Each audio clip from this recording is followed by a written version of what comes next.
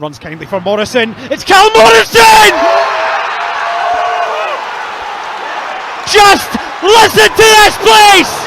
Spencer takes over. It's Brad Spencer! It's in the back of the net! There's Donaldson driving forward. Called Donaldson! That is simply ridiculous! There's Tom Lang! Oh my word! Unbelievable! Phenomenal! Incredible! Invincible! This is Fakirk Daft. With Behind the Wall and the Falkirk football fans in training. The nights are fair drawn in, and so are the Bairns. Temperature, in fact, is dropping as well, and it's minus 15 over in Fife right now. Hello, I'm John McAnally. Welcome to Falkirk Daft, where the Bairns are at the top of the championship. Come on. As ever, joined by the ginger god of pod, the one-man band in the main stand, Ross Wayne. Good morning, sir. Good morning. And I think you're a little rough. It is a morning. We're recording this in the morning because it is obviously, I think, it's school holiday time, which means you're off to Centre Parcs, aren't you? Yes. With your companion dog. Yeah, with my companion. Can we tell that story on here? I think we should. I think like listeners. Right, okay. Right, Centre Parcs is going to be listening, Ross. The stage is yours. You better fucking hope not. So, yes, a few weeks ago, for people that are on my social media, my Facebook might know, we got a puppy and little Milo. And however, we had this pre-booked holiday down to Centre Parcs this week. And there wasn't any pet-friendly lodges left for us to sort of switch to. However, someone had told my wife that if you tell them that you suffer from anxiety or stress levels without the companion, I mean, being a Falkirk supporter is understandable. Well, that's true. I do suffer from regular bouts of anxiety, and but yeah, no, they said that if you tell them you need it for the dog for anxiety, not but companionship reasons, they will allow. So I had to make a phone call and let them know that we do suffer from companionship issues, and could we get the dog in? And I knew the woman. I knew she didn't believe a word I was saying, but she couldn't disprove otherwise. So Milo is now getting to go on holiday with us, which is the main thing. I hope they check when you go. You know how you go into Centre Parcs and you go through the gates and all that sort of. I hope they check your anxiety levels. Listen, I'll just need to pretend of some levels. I'll pretend I'm a Dunfermline fan. I'd be pretty bloody anxious if I was a Dunfermline fan, wouldn't I? So. Aye, I know. So we're recording in the morning, and I'm slightly hungover. I was at a family get together yesterday for most of the day, and we did that whole thing. You know, people recreate photos from their childhood. We did that yesterday. So it was my cousins Paul and Donna, my brother David, and we had this picture where back in the day, being the oldest cousin, I was on the bottom of a pile-up. So my brother was on top of me, and then my cousin Paul was on top of him, and then my cousin Donna was on top. Try doing that when you're in your 40s and recreating that. I was stuck at the bottom as well, so it was interesting, but it was a good laugh. Anyway, so slightly worse for wear today. Lots of drink consumed, lots of Indian ate.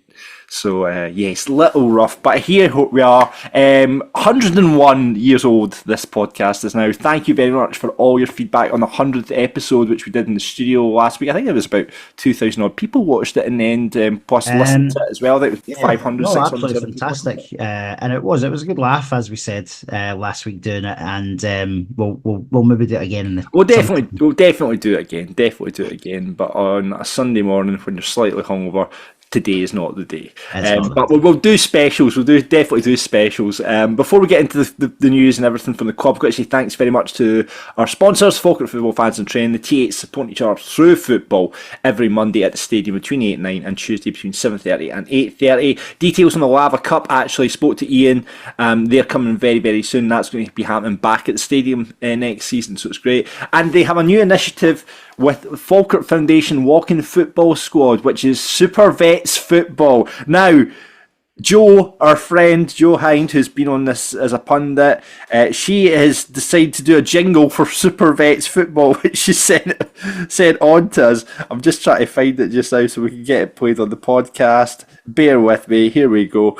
So we've now got a jingle for Super Vets football. You ready for this? Go on. I really, as our radio producer, should have thought of this myself, but here we go. Super Vets football. Yes, it's happening down at the stadium every Friday. It's basically over 50s, 8-a-side, but playing to old school 5-a-side rules. And that's happening at the stadium 5 till 6. And that, of course, is Super Vets football. Yes, it is.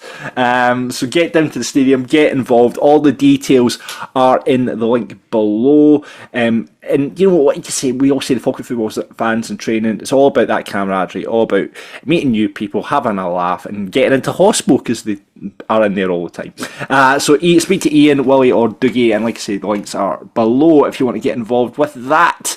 Right, Falkirk Daft Live is not far away, Ross. Yeah, officially, a week on Friday, which feels a bit scary. A week on Friday, we will be on the stage at Behind the Wall 2 nights before Kiki D is there. So, yeah, it's going to be a great night. Keep it. There might be some returns coming on the tickets. Actually, I think there might be 2 coming in, so we'll let you know on our socials if that is the case. I got my t-shirt. I've had a t-shirt specially made thanks to Gordon at Pints and Prints. It arrived yesterday. I cannot wait to wear it on the night, and once you see this t-shirt you'll get why I'm so excited about it. And it will be available on Pints and Prints after the event as well. There's going to be bucket hats. We've got Falkirk Daft bucket hats to sell on the night as well, so bring some cash along. We've got the last of the bucket hats, which we've got printed up for the Cup semi-final, which seems an eternity ago. It does feel a long time ago, doesn't it? So we're going to be selling those on the night as well. So if did we agree it was going to be £10 a hat, wasn't it? £10, yeah, cash only, and it's fully reversible, so you can have a navy blue or a white version. You can. That's it, indeed. Yeah, so I think we've got about 15 or 16 of them between the 2 sizes. So. First come, first served. Yeah, Lee Miller's going to be there on the night. I messaged Lee yesterday just to double check everything was okay because I'm on holiday for the next 2 weeks. I thought I'll just kind of dot the I's, cross the T's, and I said, right, what do you want for your walk-on music, Lee? And he wasn't too sure, so I did suggest 2 songs, one being Sex Bomb by Tom Jones and the other being Shawn Michaels' walk-on music, Sexy Boy. So one of those will be getting played for Lee Miller, and I've got a funny feeling it might be the Shawn Michaels song that will be getting played for him. So, and more importantly, we've got a special guest, haven't we, Ross? We do have a special guest, but we're not going to tell anyone, are we? We're not going to tell anyone. It's going to be a secret for the night, so we've got a big surprise special guest, as well as Sean and Josh from Folk TV joining us on stage to review the season so far. Big Grant from Still Games going to be hosting the quiz. Plus we'll have the legendary visit to the big blue chair yet again.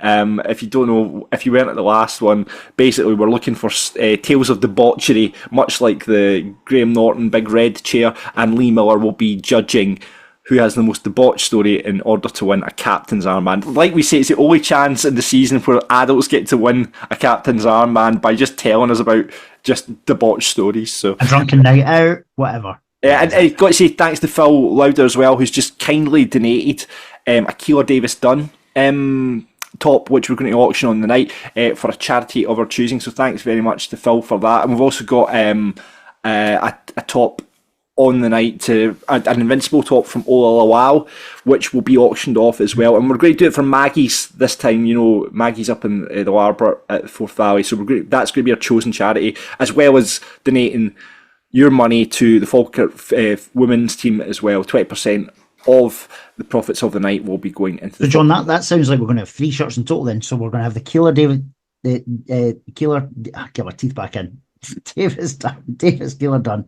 We're going to have the Ola Wow, and big time Chris McGill is also bringing a signed Invincible shirt along on the night as well. Absolutely. So hopefully we made over £1,000 for the charity last time. So hopefully we can make a whole bunch of money this time as well for Maggie's down at Larbert. So yeah, it's going to be a great night. So look forward to meeting you all when we're down there, and we'll buy. Ross will buy you a pint. That's yeah. All 200 people. But yeah, it's Ross's round. It's Ross's round, aye. Pints and halves all round there. Pints and halves all round, courtesy of Ross. So there you go, that's official. Falkirk Support Society are also having a very own night. They're having one at the Camelon Social Club. Is it we've been through this before. Camelon, Camelon. Aye, so they're having, whatever the way you pronounce it, I'm going for Camelon. They're having one at the Social Club on the 8th of November. Oh, that's my dad's birthday. Maybe buy my ticket for it. £11.25 a ticket, with all profits going into the football budget. They are on sale now via Skiddle. And the Falkirk Supporters Society draw is back on this podcast, Ross. Yes, it makes its return. So obviously, as regular listeners and watchers will know, there's not been a draw for a few months. However, the FSS got in touch recently to advise it's back, bigger and better.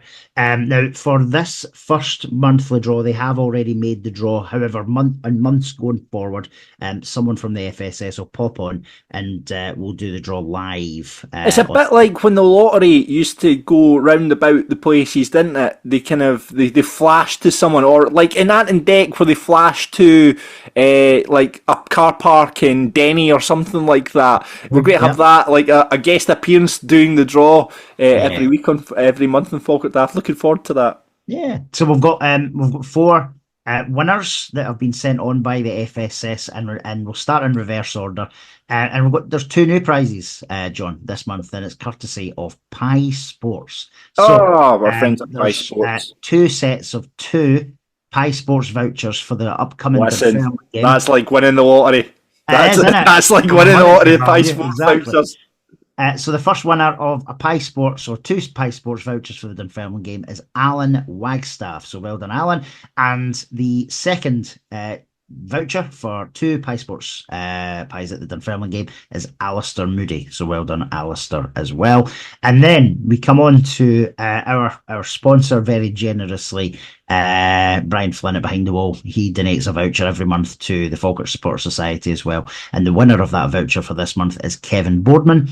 And last but not least, Boardroom Hospitality for 2, and it goes to Stephen Livingston. And if that's a Stephen Livingston I think I know, then he will have a fantastic day. And if he's looking for someone to go with, he's a shout. There you go. Ross will give you the tour. I mean, I'm pretty sure Ross could do the tour on his own right now.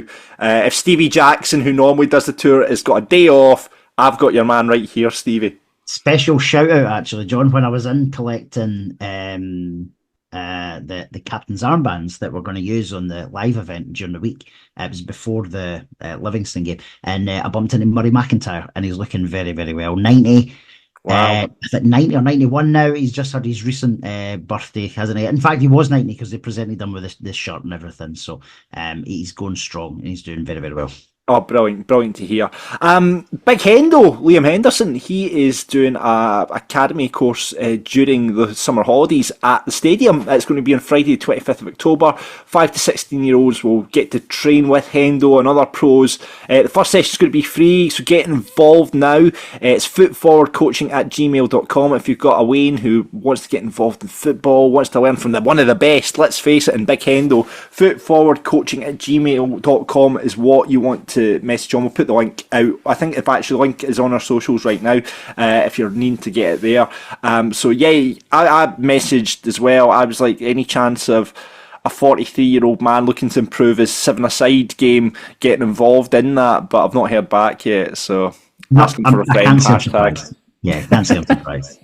He just I've been pied. I mean, I really could do with a bit of a help with my game. Though I scored a couple of goals on Monday night. I was quite proud of that. There we go. Yeah. Right.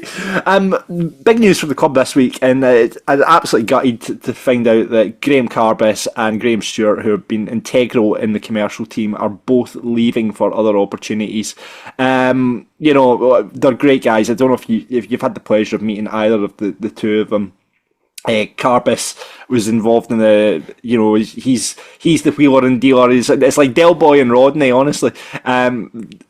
Carbis is always basically twisting Ross's arms to sponsor lots of stuff. So it's actually going to save me money in the long term now, Ross. You're actually quite happy that he's moving on. I'm delighted he's going. Delighted he's going. The next person, Paddy Harry, will be right on to you now, Ross. Going, do you want to sponsor this? Oh, of course, we'll sponsor that. Yeah, I'm sure Paddy will be straight on the line now. But as you said, John, two brilliant guys, and obviously I know they've both got different career paths now, that from what they've said, and I know we've caught up, I personally caught up with Carbis last week as well. A brilliant opportunity. It was too good to turn down for him. Yeah. And we've all been there. Listen, we've all been there. It's life, it's work, it's a job, you know. It is, yeah. But from a club perspective, I said this on, I don't know if it was Pine Bovril or whoever, somewhere else, when someone was talking about it. I fully trust Jamie Swinney to bring someone or two people in that will be either just as good as the boys or potentially even better. And I'll tell you why. Because it was Jamie that recruited them in the first place. So he knows exactly where the club has been. He knows what they need going forward. And I'm sure whenever those successors are appointed, we'll all back them massively. You may not, because they'll cost you money. But in terms of both Grahams, yeah, I think Graham Carbis finishes up just before the Dunfermline game. I'm not sure when Graham Stewart finishes up. So if anyone sees them, please do shake their hand and wish them well. I mean, the commercial. We've talked about the commercial records we've sat over the last couple of seasons. That was in League One as well. Yeah. So both have done a sterling job in there, and I see the adverts up for the jobs now. So if you've got any sales experience or a Falkirk supporter, get involved. I mean, imagine the dream of working for Falkirk. That'd be great, wouldn't it? I'm just going to sack my job, and I mean, I've got no previous sales experience. I can talk a good game though, so I reckon, yeah. Oh, you can do. You can get the hat in the ring, and we'll go from there. What about you, Ross? You can jump in as well with your banking experience. I'm sure. There's we could like a double team. Right. Well, Camden said. I think. I don't know if the commercial world of football is ready for you now. Aye. True. Del Boy and Rodney, part 2. There we go. Talking about Del Boy and Rodney as well, actually. You know, my mate Andy, he's in a band, Miracle Glass Company, great band. Go and check them out. He also does his own solo stuff as the Duke. Now, I dragged Andy, it was last Christmas actually, dragged him to a Falkirk game. He lives in Edinburgh now, and I dragged him to a Falkirk game. And talking about the podcast, and I said, you know what, you should write a theme for the podcast. He's a very talented musician. He can play. He's one of these guys that picks up an instrument and can play it, right? So he took us on. So 6 months later, he finally remembered about this conversation, and he's wrote a theme tune for the podcast. Now, here's my thinking, right? We've got the fantastic Sean and Josh at the start of the podcast with the intro and doing all the commentary of the great goals from last season. But a bit like Only Fools and Horses. You know how there was 2 theme tunes in Only Fools and Horses? Yes. There was the intro theme, and then there was the outro theme. You know, it was Hookie Street. Hookie Street at the end. It was, you gotta have price, dun, dun, dun, dun, dun, dun, dun. Right, so that was at the start. So I thought we could outro the podcast with this song. Right, okay. So it's a bit like Only Fools and Horses. Until the end. So, yes, intro and outro, you know. Okay. So this is, and do you want to hear it? This is going to be our new outro music. Yes. This is quite fun. Here we go. Thanks very much to Andy Duncan for this. Here we are. Talking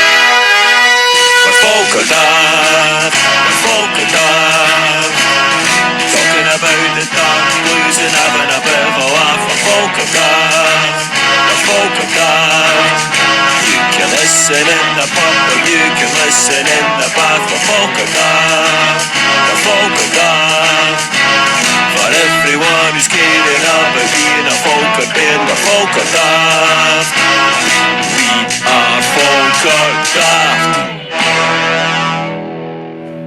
Classic. Brilliant. So that'll be our outro song, a bit like the Only Fools and Horses now. So. I really like that. I think, do you know what it also reminds me of? Do you remember Fantasy Football League? The dinner back in the day. Do you remember they used to do that? It was a bit of the show called Phoenix from the Flames. Yeah. And they used to sing the theme tune to Phoenix from the Flames, the two of them, and it almost sounds a bit like that, doesn't it? Love it, absolutely love it. And we've had more music sent to us this week by none other than Keith Hogg, who's the operations director. I think Keith's official title is at the club. something like that. Yep, safety operations, something. Yep. Yeah, we'll call him head of football operations. That sounds really good. But Keith sent us something they found on our laptop, Ross. Is that right? Yes, so this, I don't know if you've got it ready to play. I've got it ready, yeah. I don't think it's going to play in mine. But the backstory is, so this was a song that used to get played at Brockville. So we're talking late 90s, early noughties. Now, as soon as he started playing this for me, I had this flashback to Brockville. So for those who were lucky enough to go to Brockville and remember the pre-match or the halftime music, this is for you. Right. Here we go.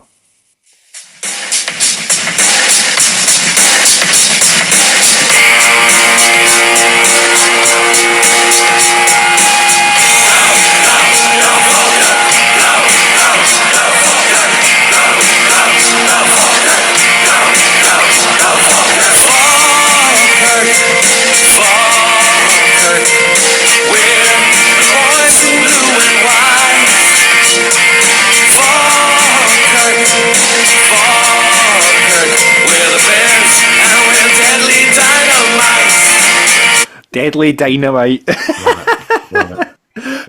Who wrote that song and recorded that song? I will reach out to him and double check with him because he did tell me. Someone listening to the podcast will know who did that. I'm going to ask him, and hopefully I'll be able to. If he replies timely, I'll share that before we finish recording. But he did say it was an artist who also did another song that people might remember. So let me message him now, and we'll share that. If you're in a band and want to give us a jingle for the podcast, that'd be great. Looking at Paliamo, Andy Hackstead at Paliamo, come on, you can better all that sort of stuff. But yes, brilliant. I love the fact we've got outro music for the podcast. Tickets are on sale for Accies away and Pars at home right now. I would get your ticket if you can get a ticket for the Dunfermline game now. I would get it because I think that's going to be another massive sellout at the stadium. It will be, yes. I'd imagine those remaining main stand tickets will go very, very quickly. And let's not forget, regardless of how well or not Dunfermline are currently doing, they will still bring a big crowd to that derby game, and there will be no opportunity for that north stand to be split. In terms of next week, obviously Accies away Accies have dropped their prices constantly for football games. It seems from 26 to 25 to 24 they're now charging £20 for an adult next Friday night. I don't know if that's just a one-off because it's a Friday night on the TV or whether that's their new price, but it does make it a lot more affordable. And I'm sure there will be another big Falkirk crowd. School holidays as well, so a lot of kids will probably venture through for its chance to head through to the game. I don't know if I might make it. I think I might try and make it, but I'll wait and see. I mean, we'll talk about it a bit later on when we preview the game, but it's the only team we haven't seen in the division so far, but we obviously beat them 4 times last season, so was it no draw. It was one draw. Wins and a draw. Yeah, 3 wins and a draw. So. I'll be interested to see how they've progressed from then, so we'll talk about that a bit later on. One of our sponsors, Falkirk District Tartan Army, have been in touch and they're saying their seats still available for 4 buses going to Hampden on Tuesday night for the Scotland versus Portugal game. Get in touch with the guys on their Facebook or X accounts. They've been on the show sponsoring this before, so yeah, Falkirk District Tartan Army, if you're heading through to the Scotland game on Tuesday. I missed the game last night. Actually, I only saw a bit of the first half. So I didn't see all of it either. It's been quite a busy weekend pre-holiday for me. However, I'll tell you a small story before we start talking about the Falkirk stuff.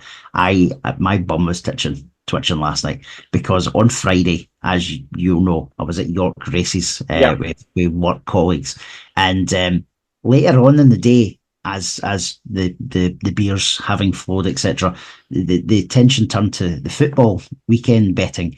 And I says to Tom, one of the guys I work beside, big England Leeds United fan, right? And he was like, what about the Scotland game tomorrow, right? I was like, Scotland's got a ton of players out, like genuinely. There are loads of players out. I'm not confident for this at all. And he went and put 50 quid on Croatia to win, right? And I had forgot about this until the last 5 minutes of the game last night. And obviously Scotland scored, didn't they? Yeah.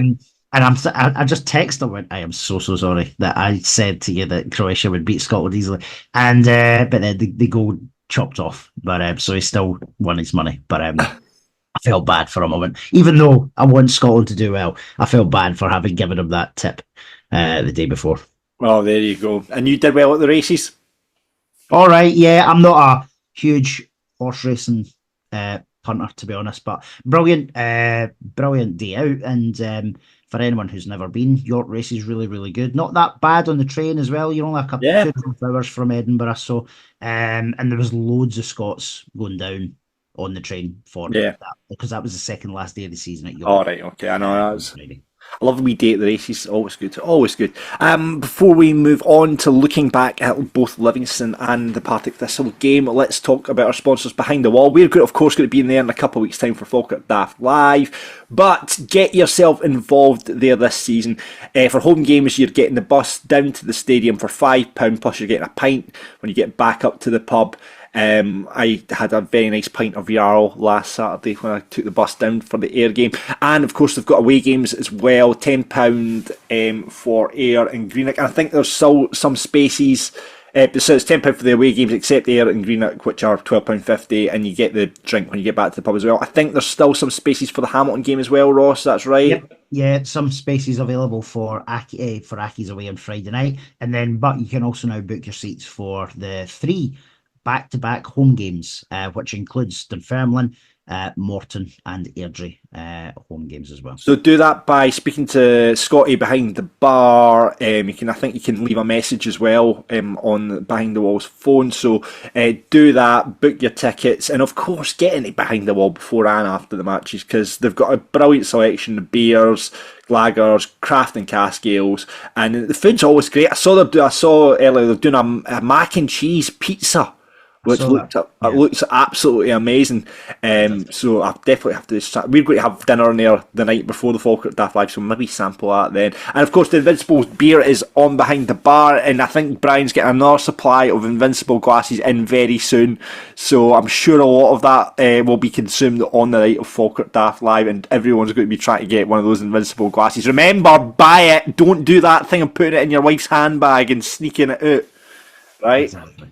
So buy it. No, I don't think they are £1 now, are they? They do. No. There is a slight increase for the glass. Still worth it. It's a collector's item. And of course, loads of events coming up as well, including the Good Egg Comedy, which is happening with Gary Little, who's very, very funny man. And 2 nights after we're on stage, Kiki D with Carmelo O'Gerry, and we are going to obviously absolutely piss on Kiki D's chips when we duet Don't Go Breaking My Heart at Falkirk Daft Live, which I'm very much looking forward to, Ross. There we go. This is not happening.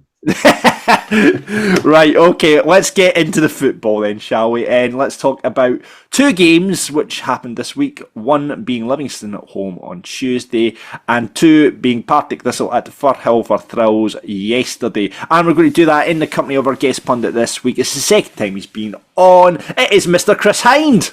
Morning, guys. How are you? Morning. Morning, thanks for getting up. We were just saying, Chris, it's we're recording it in the morning just because of the school holidays. Are you going anywhere nice on your holidays? Nowhere planned. I've got some time off work, but just at home with the kids. Ah, right, okay. And the last time you were on, we were also talking about this, was the fact we got 2 losses we were talking about, which was Dundee in the Cup and Kelty Hearts as well, which is right at the start of the McGuinn era, which is honestly seems like an eternity ago. Yeah, it feels that way. I was actually thinking about that when you asked me to come back on, because it feels like there's a lot happened in the 2 years in terms of the football club and where we are now, and day and night compared to back then. Absolutely. Yeah. Well, a bit better this time because we get to talk about 2 draws instead of 2 losses.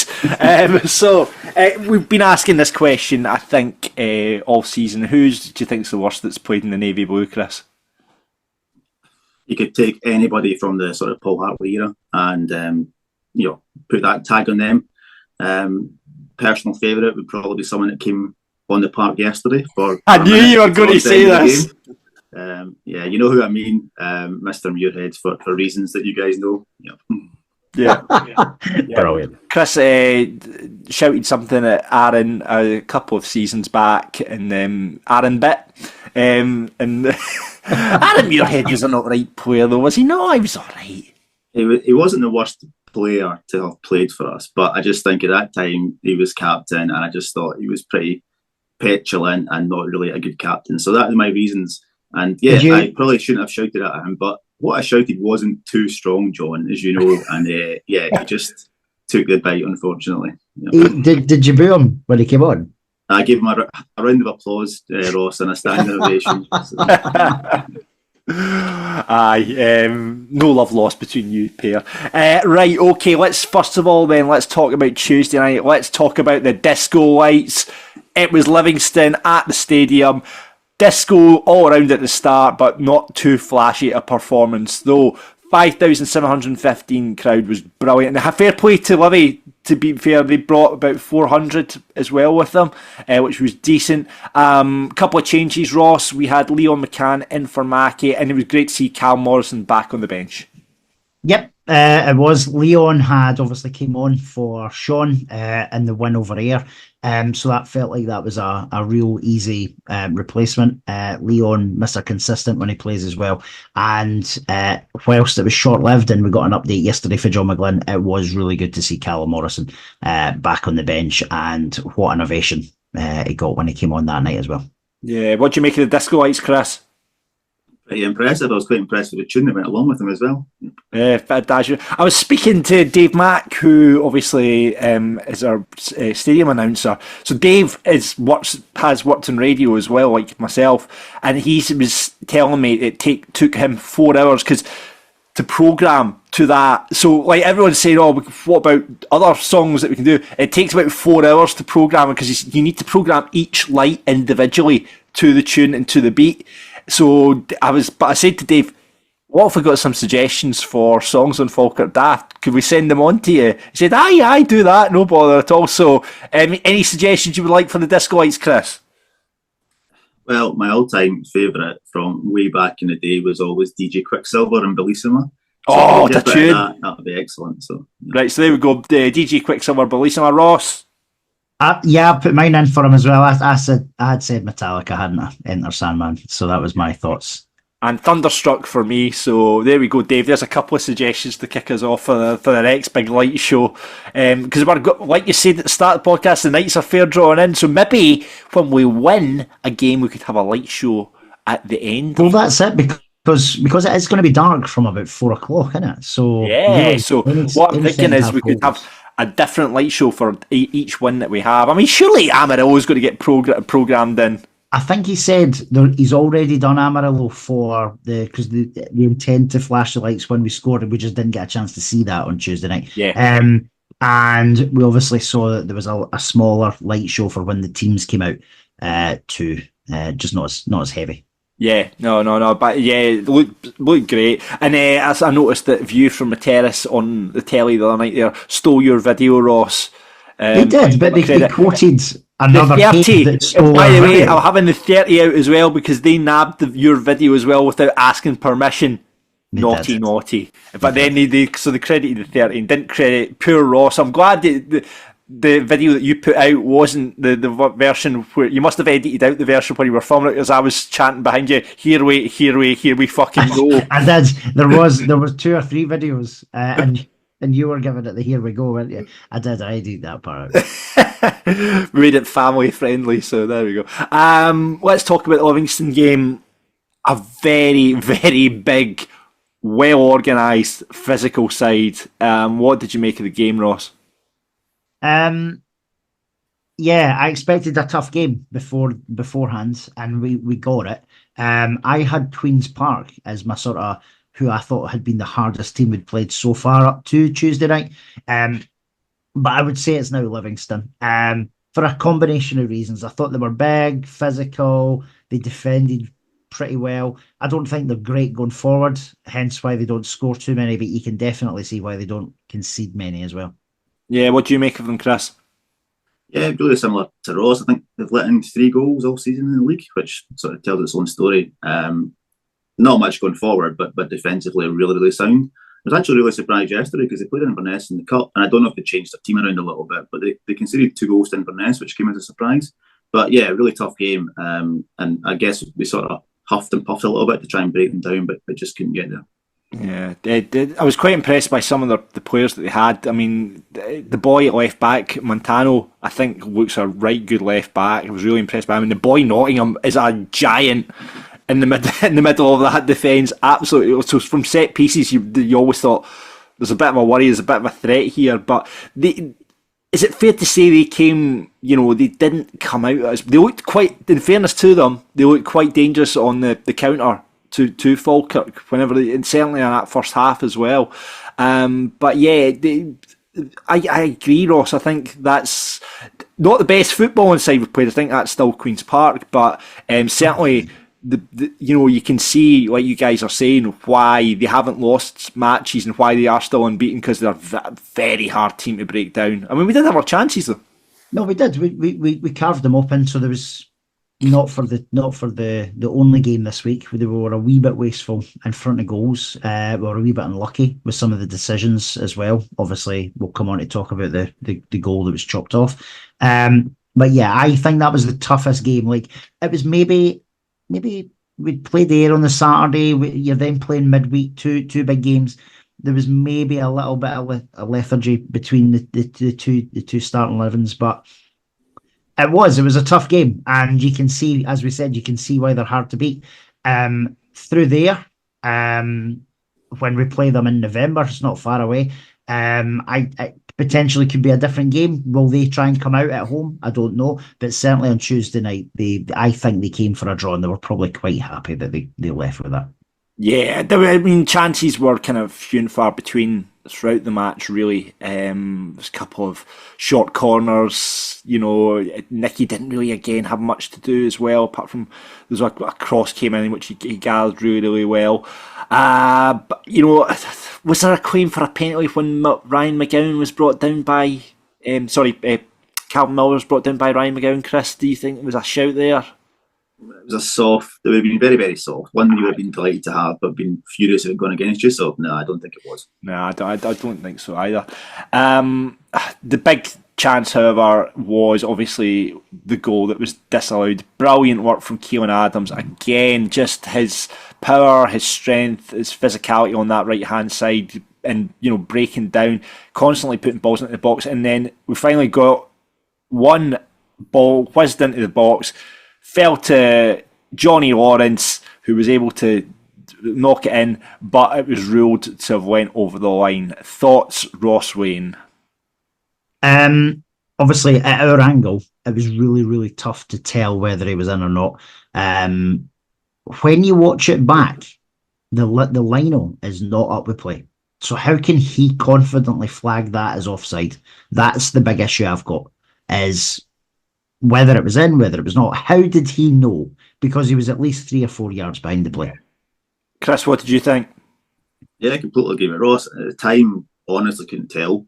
So I didn't get too agitated because I didn't know if it was in or out. To trust the linesman. But when I watched the highlights back, again, probably from a similar angle to what we've got, but a bit further up in the stand, I'm not convinced it was out. And like Ross says, the linesman definitely wasn't up with play. It's a disappointing one because it was a game of few chances, and that was a really good one that we carved out and a really nice goal. But yeah, it just wasn't to be. But I think John McGlynn mentioned yesterday in his post-match interview, he said we had a good goal chopped off, and it looked a good goal when you saw it back in the replay. Yeah, I mean, I've seen a few videos that people put up on really super slow mo, and it's hard to tell, but the lino can't tell. He was miles off it. I mean, by the way, he looked like a wee barrel, that linesman. I don't know who the linesman was. Chris is always an expert in referees and linesmen, so he'll probably know the name of this linesman. Not so much linesman, John, referees, right. Yeah, but not linesman. But it's interesting you mentioned that. I was gonna say that in my sort of summary there. I didn't want to shame the linesman over his body appearance, but I'll let you jump into that one. Yep. It's all right. Ross has fat shamed many a person on this podcast previously. I don't think I have, actually. Maybe I've edited out. I think I did edit out when you fat shamed someone. So. Right, I think I know who you're talking about. Yeah, we won't go into that. Right, but so I mean, for me, I think it looked just in, and it's a shame because if we'd scored that goal, Livingston, I don't think we're going to come out as. They had that chance. I think Big Nottingham just had a free header and just put it past the post, but that was kind of the only chance he really carved out. And we had that big chance as well, Aidan Nesbitt. There was that one where the goalkeeper kind of almost put it in his own net, and it just went. There was no one there at the end of it, and you just thought, God, see if Ross was on the park, we might have had a chance at that. But the big chance that Aidan Nesbitt, they kind of the ball got trapped between his feet, and he was right in front of goal, and you thought, But you just felt there was all those little things adding up, and you just thought, well, do you know what? It's not our night to get the 3 points. And at that point, I don't think felt like the worst. We'd obviously picked up 3 big points on the Saturday, which was my preference. I thought if we're going to draw one of the 2 games, I'd rather draw against Livy and pick up the 3 points against Ayr, and we did that. What I said, in previous podcasts, 4 points against Ayr and Livy is huge. If we had 4 points, we're seriously then title contenders for me. And we'll get into the Partick game. I think we've laid that down now that we are in as title contenders now, and not this is John McInally, by the way. This is John McInally in October. Yeah, Falkirk are title challengers. Just to clarify, I think we've got. I genuinely, we've not, like we said, we've not seen Hamilton yet, but having seen the rest of the teams in this division and having watched that yesterday as well, I don't think we've got anyone to fear in this league. And I haven't looked at that. February last year, you said we're title challengers. I know. No, I'm not talking about I'm just saying we'll chat because as I've said before, the club have budgeted for 5th. Right, so playoffs was even a chat, but I look down the league now and I'm like, we're miles ahead of whoever's in 5th now, and you've just got to think, look around the teams that we've played, and you've got to say we're in this, we're in a title challenge now. And I would thought we were going to be in a playoff contenders challenge and maybe sneak 4th at a push, but having seen all the teams now, I do think we're challengers for the title now. Chris, what do you think? Because Chris is like me. Chris is a total pessimist as well. Yeah. So what do you think? If you say we're title challengers, that will confirm for me. Nah, I was just going to say, you've just shocked me there. It's like you've been spending too much time with Ross. Because I will not declare that we are title challengers. I will not declare we're going to win this league, anything like that. I'm not saying we're going to win the league. I'm saying we're challengers. So, I guess, yes, we are title challengers. We've got to be given where we are. My little worry around it is just squad depth, because it's sort of starting to creak a little bit just now. If we can get our injured players back and keep the squad, then, no reason at all why we can't be challenging towards the end of the season. But I will be happy with a safe and secure finish, but no prospect of going back down the way. That was always my ambition, if you like, at the start of the season, John. So I will be happy with that. Yeah, I'll say right now we're not going to get relegated. I'm stating that right now. We're not going to get relegated. But it's an interesting one though, because I was looking at some of the social media stuff yesterday after the game, and there's quite a lot of comments around how it's 2 drop points at Partick, and we're not taking our chances and kicking back and on us, and so on and so forth. And I sort of feel like we're being spoiled a little bit with how good that first quarter has been. If you had said to any Falkirk fan at the start of the season, at the end of the first quarter you're top with 20 points, you'd have bitten their hand off for that opportunity. So I know. It is interesting, I think, how expectations are starting to shift quite a bit. See, the thing is, right, I agree with you there. I agree. I think the expectation has shifted because of how good we've been and the progress we've made. I think the game in isolation yesterday, I don't know, we've not got there to talk about it yet, but the game in isolation yesterday probably did feel like 2 points drop, because we were far the better team. Absolutely. By far the better team. Absolutely. We'll talk about Partick in just a moment, but let's get, first of all, our Falkirk Daft rated and Falkirk Dafty for the Livingston game. Ross, who are you rating from that game? For his overall play, and I know it was a goal disallowed, but for his overall play again, he followed on from the Saturday. I'm going to say Ethan Ross. Ethan Ross. Chris? I'm going to go with Aidan Nesbitt. I think us having Aidan Nesbitt back in the team makes us a much stronger team. I just think his energy, his drive, getting on the ball, creating chances, I just think it's fantastic to see him back, and I thought he did really well against Livingston. Yeah, I'm going to second on Aidan Nesbitt. I thought Aidan Nesbitt, his drive, his energy and everything he offered in that number 10 role was outstanding. So, Aidan Nesbitt gets Falkirk Daft rated against Livingston. Who's the Falkirk Dafty? Has to be Craig Telfer of You From the Terrace for quoting the wrong. I'm in for that, Chris.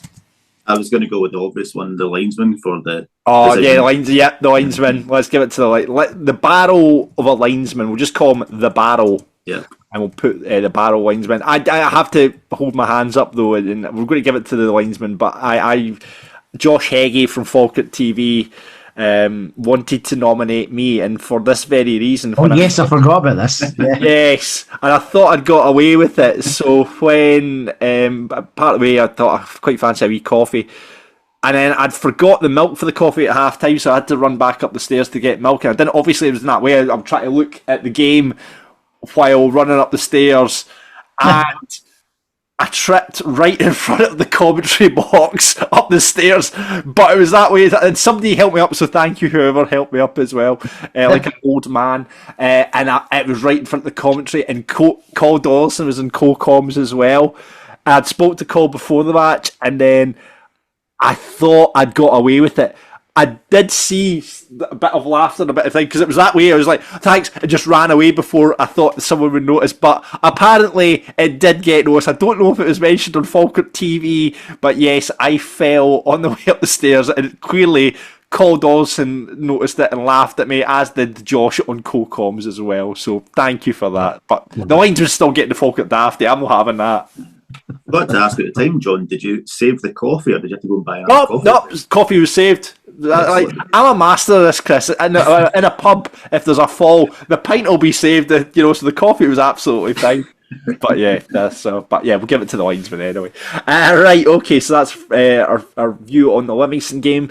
Let's hear what John McGlynn had to say. John, it was always going to be a difficult game, but it was a game that chances were kind of few and far between. At the end of the day, would you say a draw is probably a fair result? Yeah, I think you're understating the game. I think that was a brilliant football game. I appreciate you want goals, everyone wants goals, but for a technical game, a game of chess almost, there was some great football played there. I'm delighted with the way that we played. Yeah, we didn't get a goal, well, we actually did get a goal, and from what I can see, I can't guarantee it was out. I certainly can't guarantee that the linesman could tell that it was out. He's 6 or 7 yards behind play, and so how he can tell it was out, I'm not sure. So we've actually scored what I would suggest was a goal.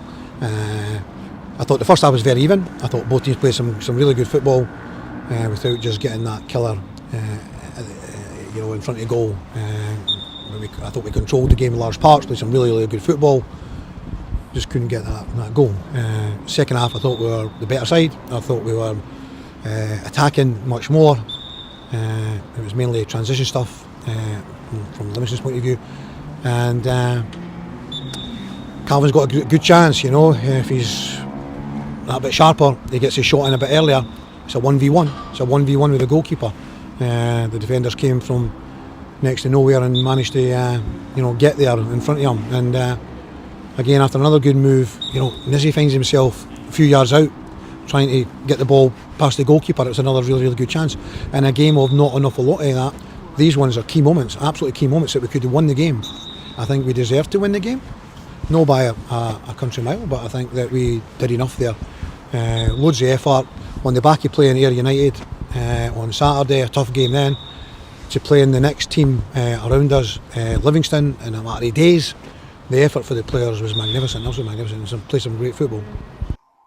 So there we go, that was Livingston. A couple of responses. Well, we go through a few of the responses that we got on Twitter to this game. Let's do that as well. Because, I think, like you say, there's been this expectation starting to shift a wee bit, which worries me as a pessimist. But I can see why it's happening. So let's just check out your views on the light show and what happened behind the wall. Thank you, Brian. Thought it was a decent performance. They're probably the best side we've played. Beat Partick now, please. That didn't happen. Craig, another pessimist in who we sit beside. Livy got what they came for. Very well set up defensively. Probably the best defensive team we've played. Congested the wide areas in the midfield to stop us. Top of the league and no other injuries. Move on to Partick and hopefully a better referee. Was it a better referee? We'll talk about that in a minute. Chris says we were very wasteful tonight against a team that came for a draw. The chemistry wasn't there at times. and we're sorely missing the presence up front of McKeever. A few look tired and injuries starting to take their toll. Great to see Cal getting minutes but needs sharpness. And Stuart says, your Livy pal was quite obviously talking out of his rear end. That's Stuart Barry, who came on to preview the game. He says, expansive football, give us a break, same old Livy, no real ambition to win the game, foul at every opportunity, break up play, and time wasting from the first minute till the last. So there we go. That was your views. It's a fair shout. It's a fair shout, that last one. Yeah, I think it was their left back went down injured 4 times during the game. And they were cramping up a lot at the end as well. I mean, it just shows you how fit a team Falkirk are, because we just keep going. We're absolutely relentless. Right, so it was a draw against Livy. We were hoping for 3 points at Firhill, but it wasn't to be, despite a fantastic performance, I thought. No changes to the starting 11. However, Calum Morrison came off the bench against Livy. He wasn't on the bench yesterday. Has anyone heard anything? Just John McGlynn's post. I don't know if you've had a chance to listen to it yet. No. I hope I'm covering this right, Chris. You keep me right, because if you've listened to it as well. But it seems like Calum had went to the doctors on Friday, and they now have a diagnosis for. Do you remember they talked about how he was having headaches and head colds and stuff? So they've not shared that diagnosis. He's not shared that diagnosis with the fans. But what he said is, in the coming weeks, it will come out at some point. He says, however, in terms of Calum, he's back. He will be back training with the squad next week. However, it will be as it needs to be. So I unless Chris has picked up differently, I don't think we'll see him feature in any games over the course of the next couple of weeks. But I do expect him to be back in and around the squad. And he was there yesterday as well, supporting the team. Aye. I hope the wee man's all right. Yeah, I agree with that, Ross. I think the one bit John McGlynn mentioned that he didn't say was that they almost brought him back too early for the Livingston game. So yeah, like you, I don't think we'll see him in the squad for the next few games. Yeah, that's it. I mean, I read the piece that the Falkirk Herald had done with Calum, and it certainly sees he's going through at the time of it at the moment. It doesn't seem like obviously the physical. It seems like it's something going on health-wise rather than any kind of physical injury. So just hope the wee man's all right. And he's a big loss to that team. He's top goal scorer in our squad for the last 3 seasons, and it's hard to work without him and Ross. So yeah, best wishes, Calum. Hope you're all right, mate. I thought it was good. Sorry, John. I thought it was really good, the reception he got on Tuesday night when he went for his first warm-up, and both the main stand and the south stand, gave him a standing ovation, and hopefully that helps him through the personal trouble he's going through just now, knowing that everyone's got his back and are really willing him on. So yeah, that was a good moment. Yeah. So he wasn't on the bench yesterday. We went with the same starting 11 as we did on Tuesday night, and again, really good crowds heading through. I'm gutted I missed Thistle yesterday. I was just saying that. I know I had my family do, but Thistle away is such a great day. Ross, you weren't there, but Chris, you were. Yep. Yeah, they were the kids yesterday, John. Atmosphere was terrific, and I know obviously being that old main stand at Firhill has its drawbacks, but in terms of atmosphere, it was tremendous. That low roof in it always helps. Yeah. Old wooden structure as well, Ross. People stamping their feet and stuff like the old Brockville days. It was a really good atmosphere. Ultras were tremendous. My kids had a great time. They really enjoyed themselves, and it was a really good performance. And I really enjoyed watching us yesterday. I thought we were terrific. And it was just frustrating that we couldn't come up with the 3 points. But yeah, in terms of how the team was, in terms of the reaction post-Tuesday, we would never have known they played on Tuesday night. The energy levels were terrific. And I thought it was an all-round, really, really good performance, and just so unfortunate not to take the 3 points. Chris, just to pick up on that as well, see when you you may or may not watch both the Falkirk highlights and Thistle's highlights, but when I watched the live feed from about 10 minutes in on the Thistle live option, and their commentators were so complimentary. Falkirk, best team they've faced all season. They like you just said, they didn't think Falkirk had played in midweek. Such was the fitness and the stamina.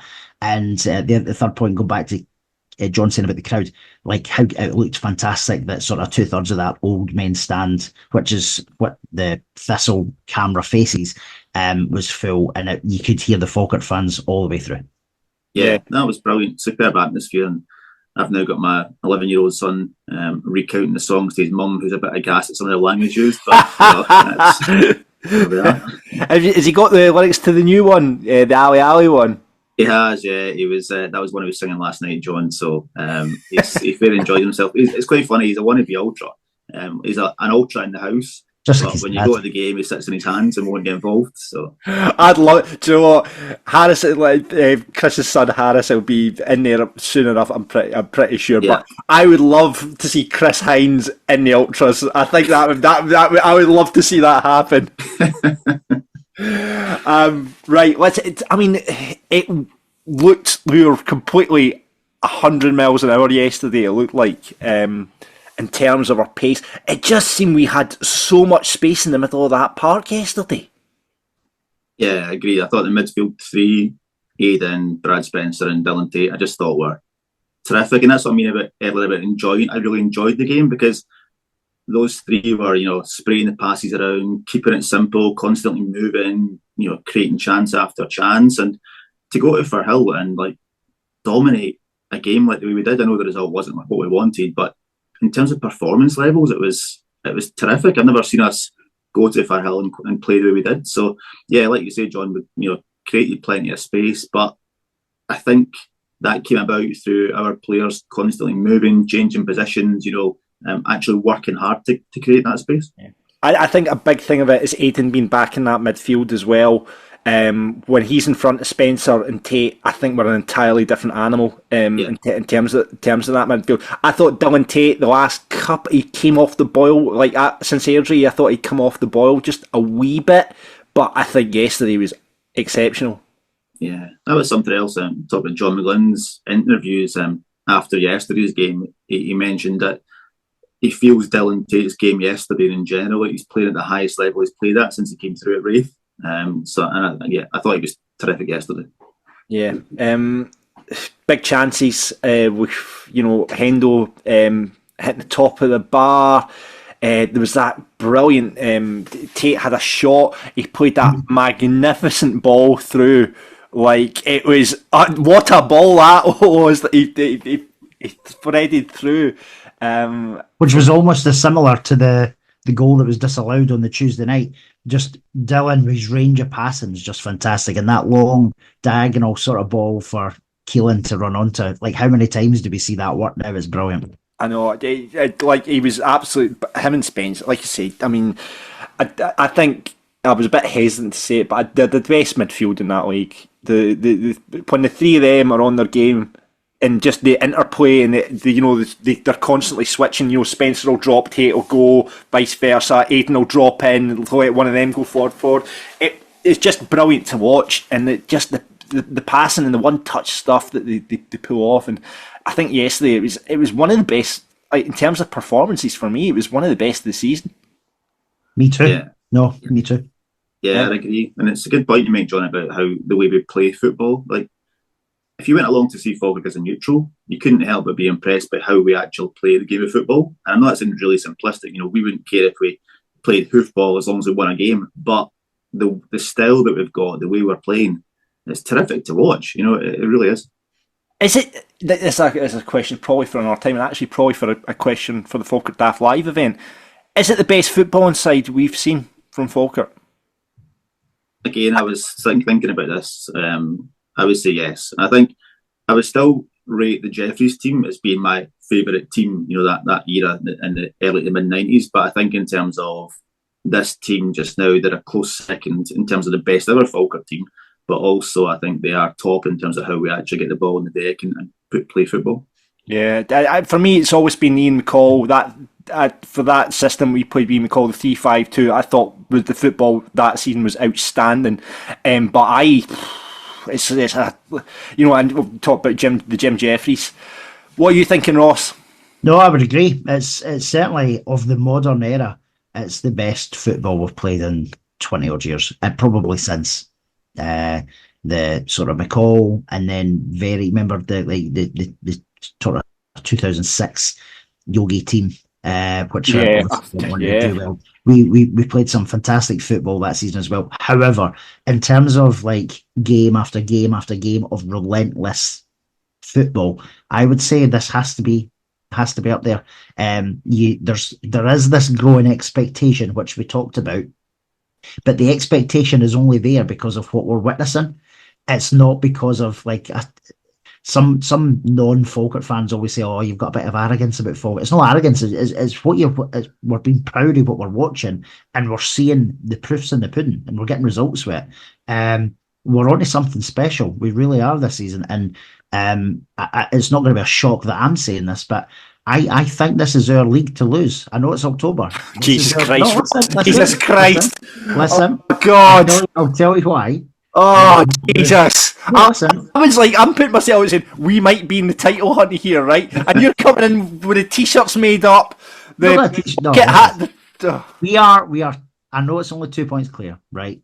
We're only 2 points clear. We are the best team, though, in this division. If we can continue, and that's the if we can continue the form that we're in for the vast majority of games, not every game, but for the vast majority of games, we will win this league by 12 points. There's my Jesus God Almighty! I really hope other teams don't listen to this podcast and then clip that bit up and put it out on social media. There we go. He's put his balls in the vice. Fair play, Ross. Fair play. I will not go as far. Remember, up to last February, I was still saying I'm worried about Hamilton, right? So, right. Well done, Ross. Right, okay, let's move on to the second half. We got our goal, finally got our goal, and it was a great Aidan Nesbitt again, just that wee clip ball.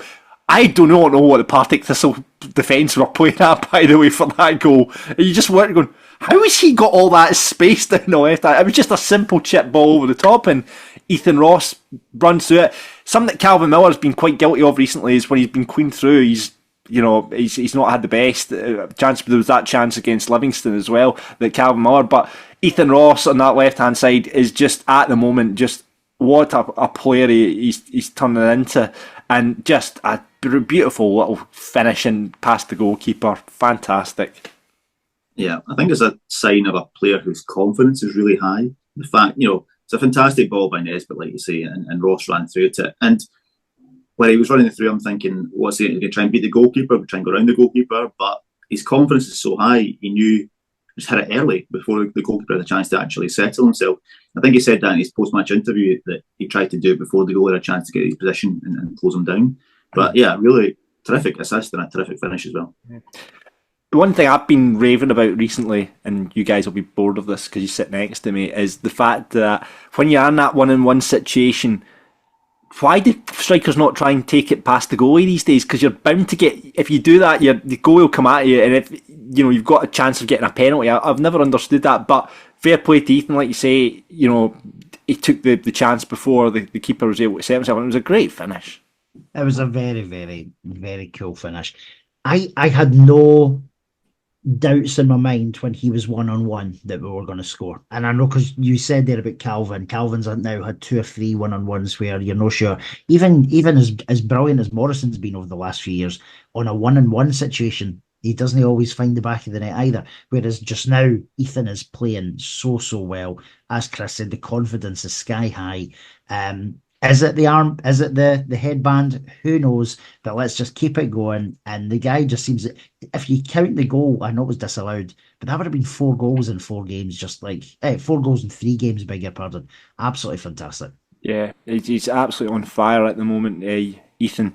We didn't talk about Calvin Miller, obviously clipping the top of the bar as well with the free kick. I mean, we were just dominant in that display, but right after I don't know if it was game management or what, you could pick up a few mistakes in the build-up to the Thistle goal, which came right after Ethan Ross had scored. Keelan Adams obviously getting caught on the ball a bit, and then Brian Graham does Brian Graham things. Hit it, great strike, hit it. Could Nicky have maybe got down to it quicker? I don't know. I don't think so. I think it's a little bit harsh on Nicky. I think it was a really, really good finish, unfortunately.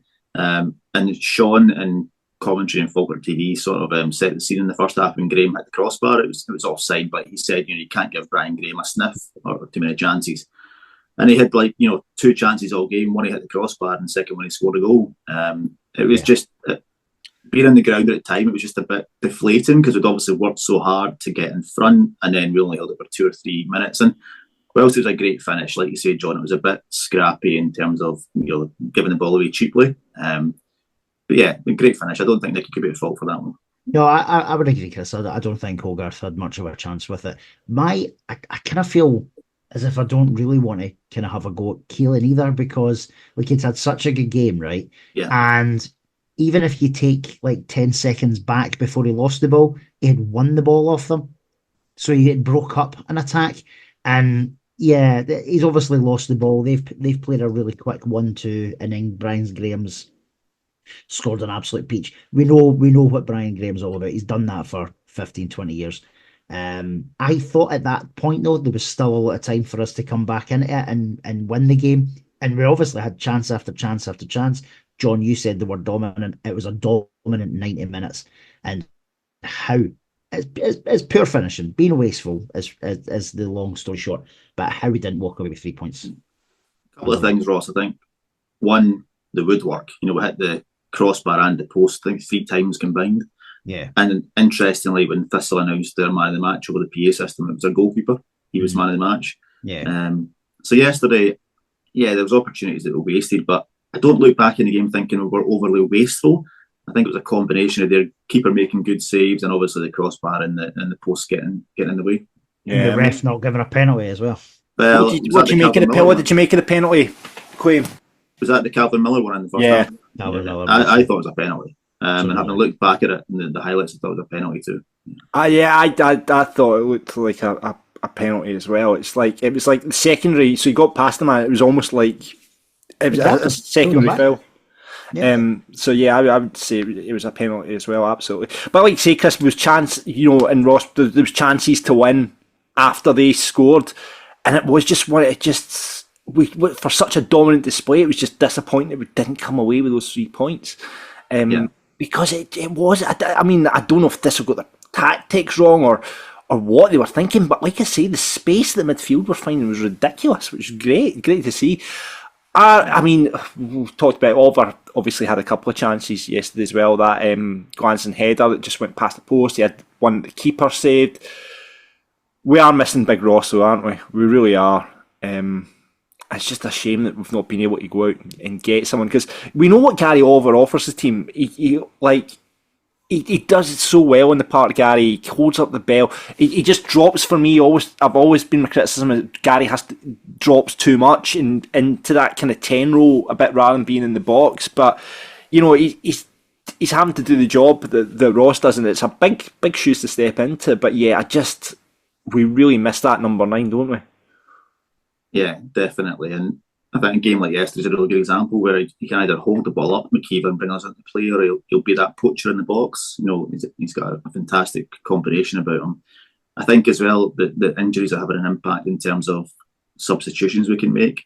When we've got a full squad and you look to the bench and we can bring on someone like, Ethan Ross with 20 minutes to go, or the place gets a buzz because the calibre of player you're bringing on is the same as what you've just taken off. I think at the moment, and it's no disrespect meant to individuals, but the squad depth being as it is, when you go to the bench, you're bringing on players who aren't quite at the level of the guys who have started. So the subs aren't having quite an impact as they might otherwise have done with a full squad.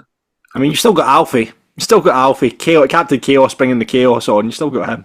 He was, I don't quite know what it was yesterday, whether it was he was playing on the left to start off with before he switched across to the right, but I just thought he was really ineffectual yesterday when he came on. So, yeah. Alfie. I thought he did better when he was on the right. Yeah. And he did that happen at Livingston as well. He switched him on to the left, and he just wasn't effective at all when he went out to that left as well. Yeah. But you went from having Ethan Ross on the left, Calum Miller on the right. Once the subs were made, you then had Nesbitt on the right hand side and Alfie on the left. So it just felt like it wasn't quite as effective as it was before the substitutions. It's interesting as well. Like obviously, Ethan Ross was saying is absolutely on form, banging goals. When Calvin's out on the right, I don't think it's the same player as when Calvin's on the left as well. I know he's come out and said I don't mind where I play, but I just think you lose a wee bit of Calvin when you put him out on the right as well. Like you say, we've talked about he had his chances and what have you, but he's just not that effective as he's been on the left. But at the moment, you know, Ethan Ross is undroppable on that left hand side. Yeah. But yeah, chances galore, lots happening. We'll see what John McGlynn said after the match. John, based on today's performance, safe to assume that you're standing here frustrated again that we're not leaving with all 3 points? Disappointed for the boys, because they put in so much into that game. It was a really good football performance. I think for any purists coming in watching that game today, they would have seen a team that played some excellent football. It's all about winning, and we tried to do that as best as we possibly can. We just didn't quite keep the lead long enough from scoring the goal that we got. I thought we dominated probably the game from start to finish. It was a really good performance, and that's why we would be more gutted for the players and all the fans that came here today. 1,424 fans today. Amazing, absolutely amazing, guys. The noise that you made, the atmosphere that you created, I can't thank you enough. And I know you guys would go away a little bit disappointed as well, but 20 points from the first quarter, can't be too disappointed with that. If we play like that, more often than not we're going to win. So a lot of positives to take, albeit that there is obviously an element of disappointment that we didn't get all 3 points that I feel that we play deserved. You can't, especially can't be disappointed with the amount of chances created as well, and obviously a few coming off the woodwork as well. Pretty fair to say that we've been a bit unlucky in that respect over the last few games. Yeah, we could have scored more goals last Saturday against there. On Tuesday night we got a goal and it's disallowed, and it's not. It is a goal. It's actually a goal. Shouldn't have been disallowed. And today we played exceptionally well, and the goalkeeper's played really well. He's had some great saves. Great save in the first half for Keelan Adams. Keelan's hit that post and another one there. I think the goalie had a save from a header. Carry over the header. Maybe 2 or 1 went by. Numerous chances, as you say. Calvin shot. It comes off the top of the bar. I think we're saying that Hendo had a header in the first half that again was maybe flicked from someone else and it goes off the bar. So yeah, one of the days where the guys have put so much into it in a tough week, to play Ayr United, big game, and then Livingston, another taxing game, energy levels, and today the guys were still running on plenty. The energy levels that they had, the way they popped the ball about, the running off the ball, the pressing, counter pressing, getting the ball back quickly, starting new attacks. Probing, trying to get through the defence, and everything was there. So can't complain. Can I just say, and granted he didn't say the league is ours to lose, right? But what he did say was if we play like we did most weeks, we will win more often than not. And that's pretty much what I said as well. Yeah, but you said it in a different way, Ross.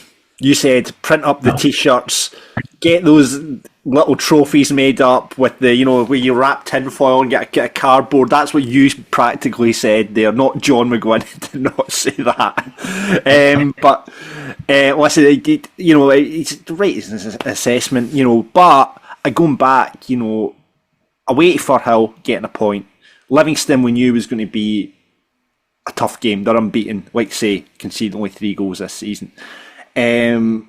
So if you go back a week and a half ago when you're walking out with 5 points from those 3 games, I'm happy with that. I'm absolutely delighted with that. Whether the supporters are like Ross, who's waiting to win the league, we're getting a wee bit ahead of ourselves. And as Chris says, the more pessimist amongst us, 20 points in the first quarter is unbelievable, and to be top of the league, 2 points clear at the top of the league from that first quarter, I didn't see it coming. I thought we'd be in amongst it, in the pack, but like you say, we've been great. We've been really good, and like I say, we'll talk about Hamilton in a minute and preview the Hamilton game, but we do look like the best team in that league at the moment. I can't come away from that, because that's what I've seen with my own eyes. That we look like the best team. Chris, I'm coming to you on this because I think you have very similar thoughts when it comes to Falkirk. What do you think? I'd agree with you, John. I think we're the most attractive team I've seen in this league so far. I think we're mixing that with actually being effective and getting results. And actually, talking about defensive records, ours isn't too shabby either, So, yeah, terrific first quarter. My little nagging worry is just squad depth and injuries, and can we keep it going?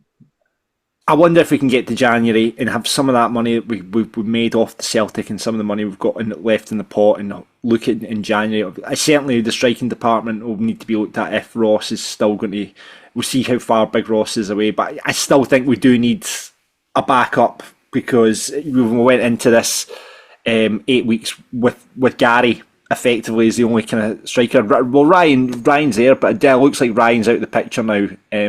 Unfortunately, because he is a proper number 9, and he's been getting cameos off the bench, but it doesn't look like the trust that he has been given to Ryan to lead that line. I think he's done all right when he's come on, to be fair to Ryan, but I just think step up's maybe a bit too much for him. But we'll wait and see what happens in January. Let's get on to what you guys are saying. Gio kicks us off with saying, having played everyone bar Aki's, we know there are no teams better than us.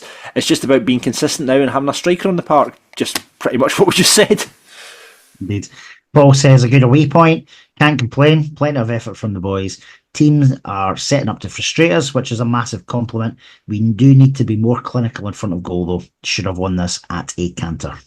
Craig says, badly need a striker. There must be someone out there better than what we currently have on the bench. Should have won by a mile. Never mind the draw. Ian says, across the game, we were the better team, but with McKeever and Cal out, we're struggling to convert. Keep it in perspective, a point away at the pre-season favourites with key players injured leaving us top is not a bad situation at all. Alex says, dominated the game and Tate is different class and bossed it. Some poor refereeing decisions and thought we had a couple of shouts for a penalty for challenges on Miller and Tate. If we games, if we can go into games like that with a weakened team, I'll be glad when we get everyone back. That's what Alex says. Yeah.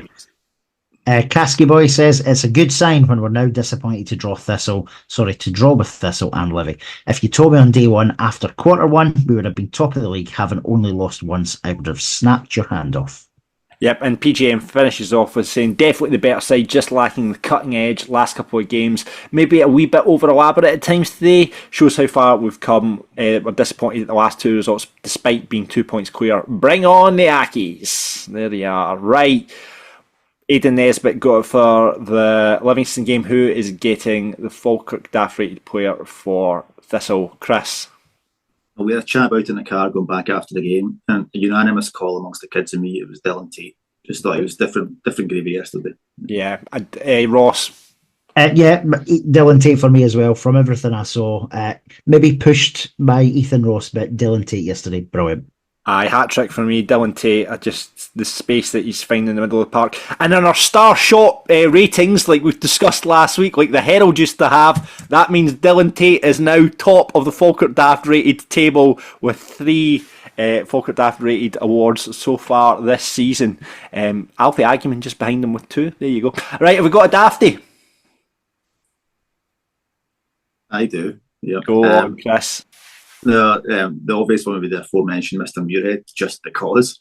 But another shout, Chris McGill.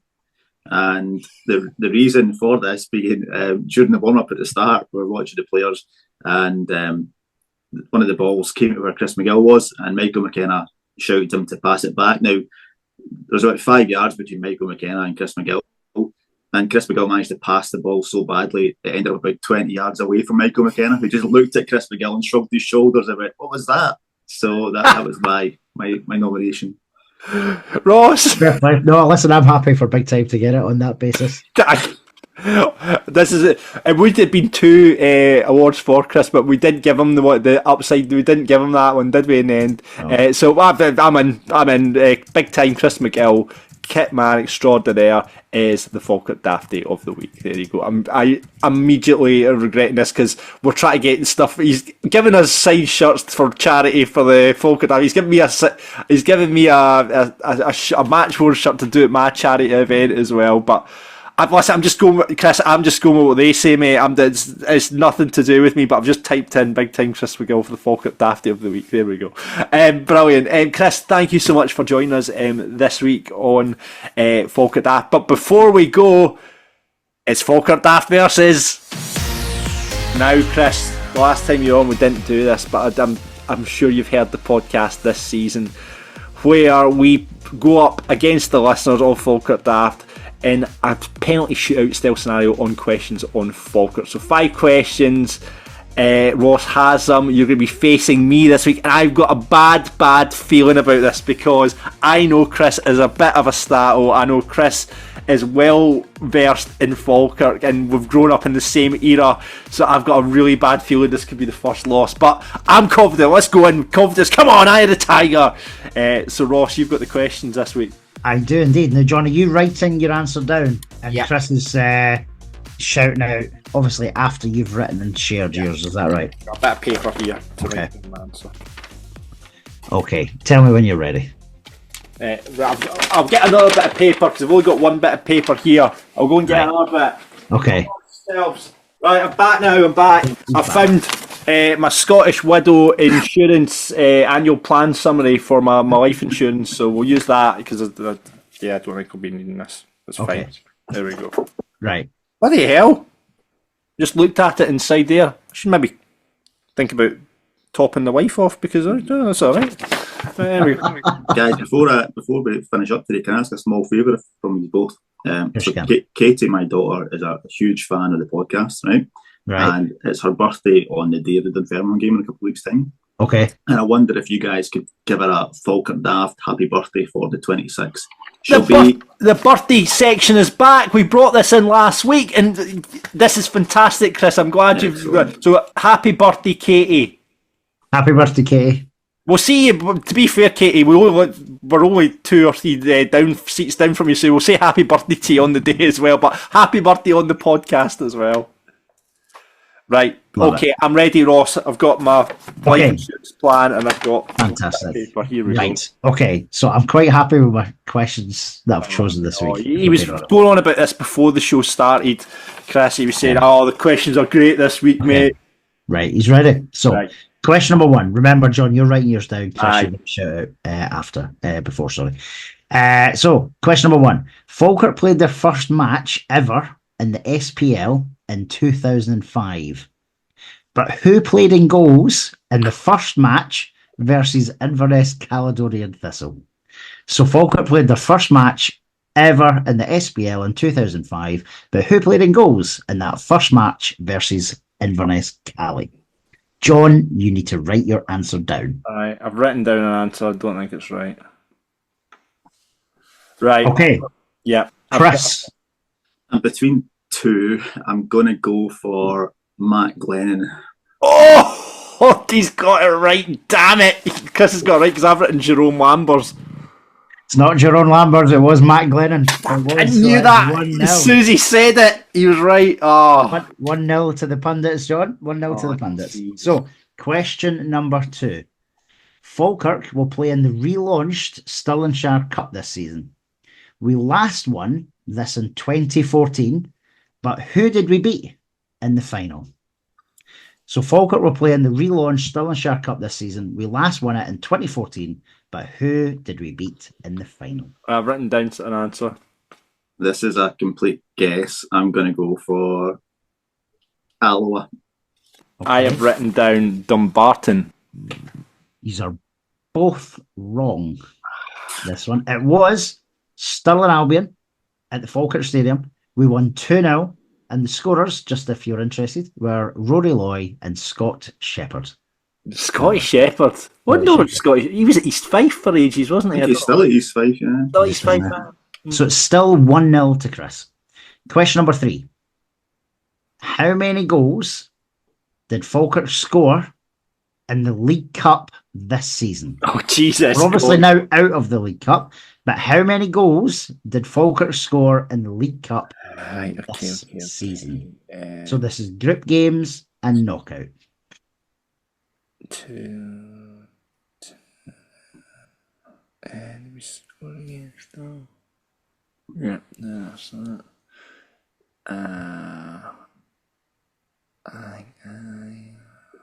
You're giving your game away here by using your fingers. I just forgot to say hi to the hammer. I'll hide my fingers. Right, I'm going to write down. Right, you write your answer down then. Right, okay. Okay. I've got an answer. Yeah, I'm looking for an exact answer. Closest is not going to be. Yeah. I've written down 11. 15. One of you is right. Chris It's is not right. John. And it's not John. It's 2-0 to Chris. It is Yes! 15.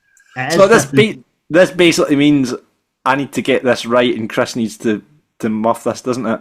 In case anyone is interested, so the 15 was 2-0 against Dundee United, 5 against Bucky, 4 against Stennismuir, 2 against Hearts, and 2 against Celtic. There we go. So, yes, question number 4. Okay. Including the 2019-2020, aka lockdown season, how many managers have Falkirk had? So, including the 29-20, aka the lockdown season, how many managers have Falkirk had? Is this ever? No, since 2019. Oh, sorry. Yeah, until now, obviously. John McGlynn's a given, so I've given you one each. Well, there you go. Thanks, Ross.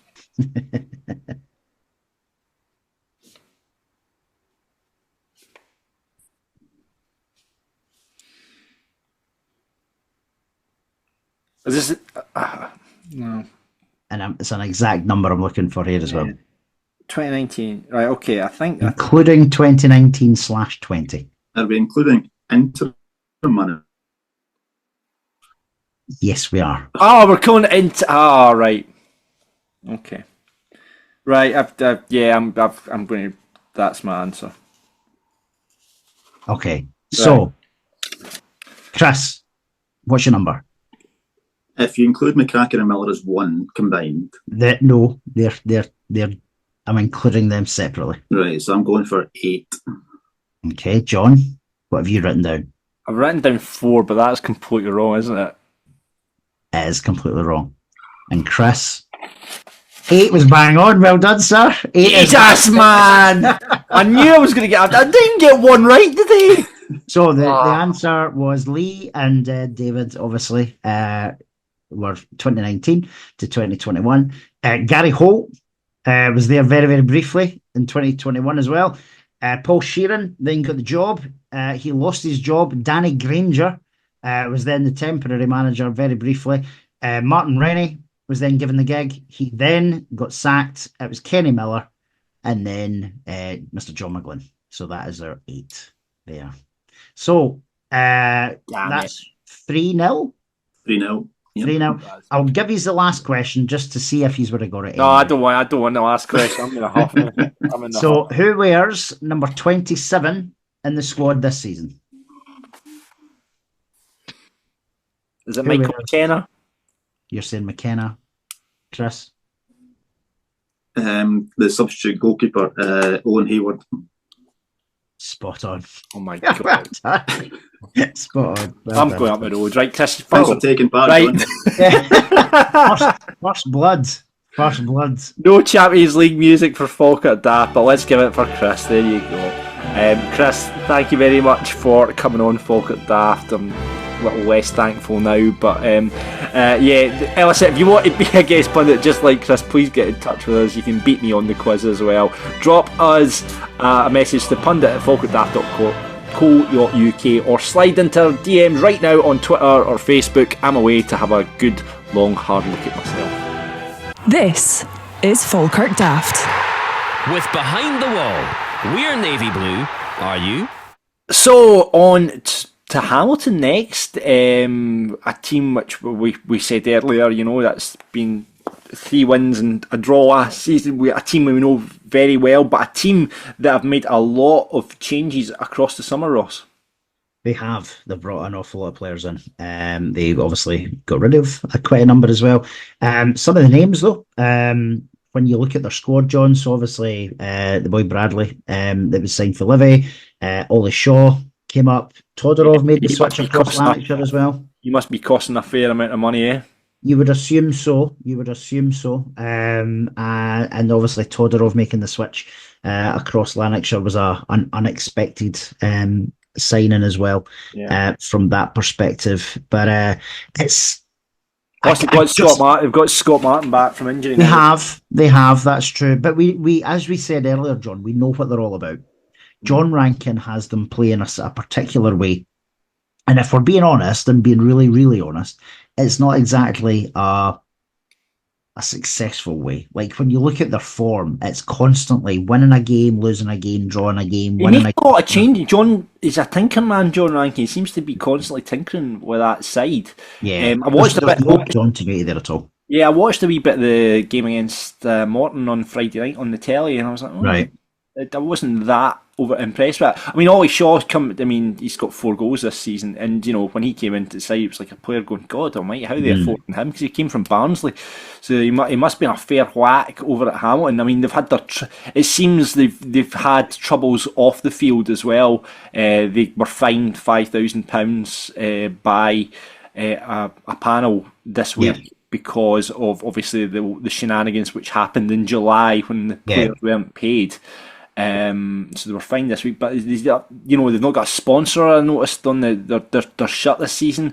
They didn't get their top. I don't think the top was available to buy. I've seen a lot of Hamilton supporters online grumbling the fact that they couldn't buy the top, but it's been very erratic. But I think they'll be quite happy. They obviously came up through the playoffs, beating Inverness, but they're in 9. They've got 9 points on the board. Do you think they'll be happy with that?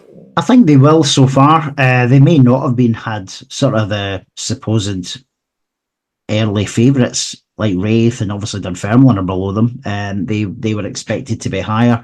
I think Hamilton. I could be wrong. Obviously, we've not got a Hamilton fan. We can find one to come on. But I think if Aki's finish 9th or 8th and avoid the sort of playoffs and relegation this year, I think they would probably be really happy with that, based on sort of how last season went and getting up through the playoffs. Where they are just now is kind of where I thought they would be. I thought they would have a bit of an erratic start. I didn't think they were cannon fodder. Genuinely, that's definitely fallen elsewhere. But in terms of this Friday, they'll make it a hard game because they always did make it a hard game, but our quality always eventually shone through, and I think that's what we will see on Friday night, hopefully. Yeah, interesting. Looking at the table, like they've lost quite a few goals as well. I mean, they lost behind Airdrie. They've conceded 14 goals, so there's the opportunity to get at them. You would think, come Friday. No, they've definitely got gaps. They definitely do. And as you've said, they've got the second worst goals against this season. They've not got as Ollie Shaw, I think, has actually got 50% of their actual goals scored. So if we can keep him quiet defensively, then we should have a successful night. But it does mean we need to try and put the ball in the net more than we have been recently, because that is one thing we have, on the face of it, struggled with. Like, I know we scored a couple against there. We didn't find the net against Livy, but the chances created is just phenomenal. We've said it before, or we'll say it again. At some point, somebody's going to get a doing. Will it be this Friday? I don't know, but at some point, someone's going to get a doing. Yeah, I think without the lack of a proper number 9, I don't think that's going to happen in the absence of Ross until we get him back. But with the form that obviously we've seen from Ethan Ross, he's playing out his skin at the moment. And like I said before, that midfield 3.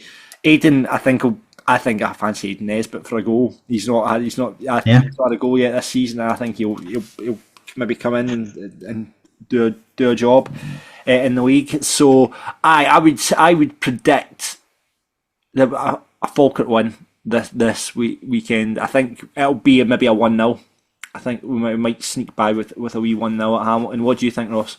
I'm going to go slightly better. I'm going to go 2-0. I think we will find our shooting boots again.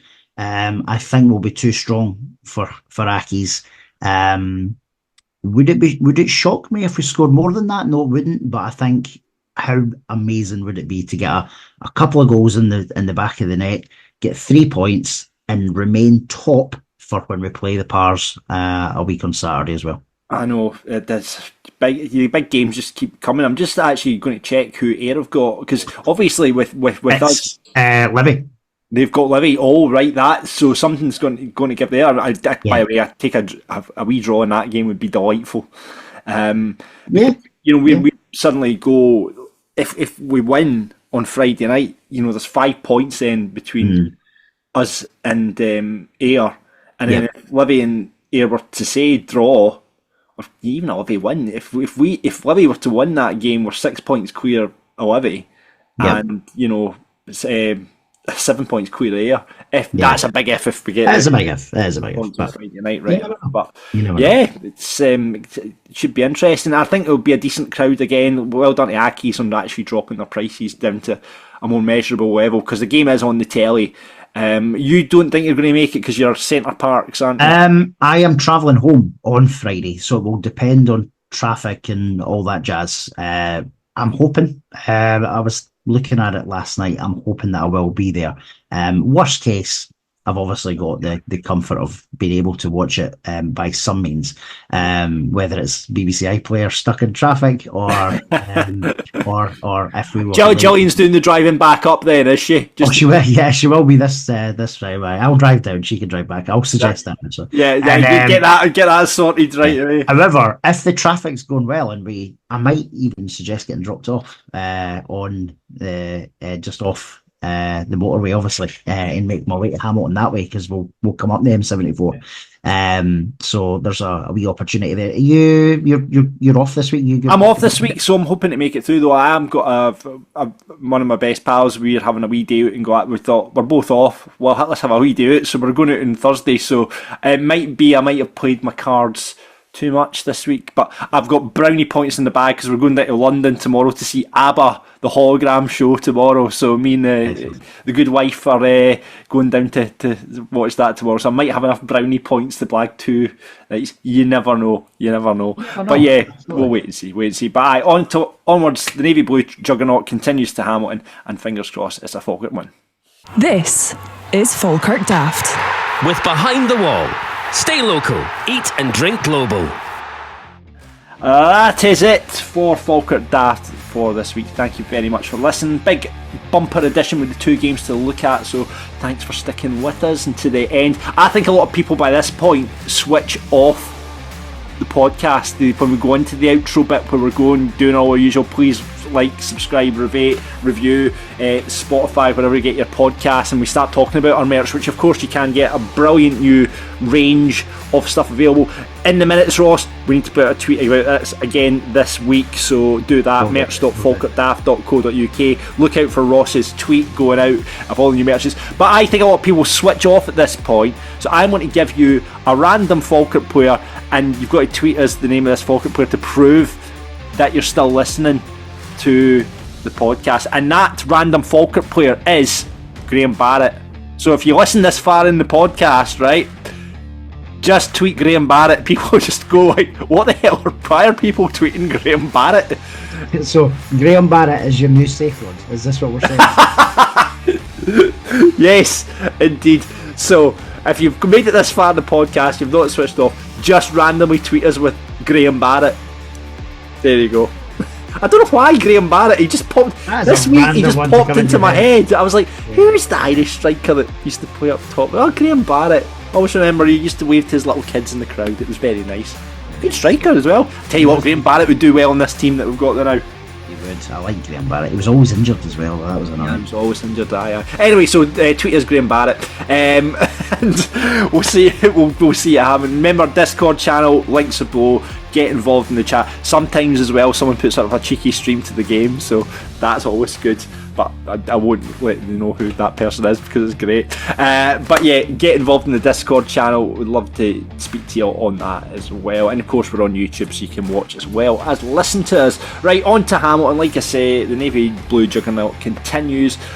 And fingers crossed, we're back on here next week talking about going pretty clear at the top of the league, and then onwards to the big game against Dunfermline.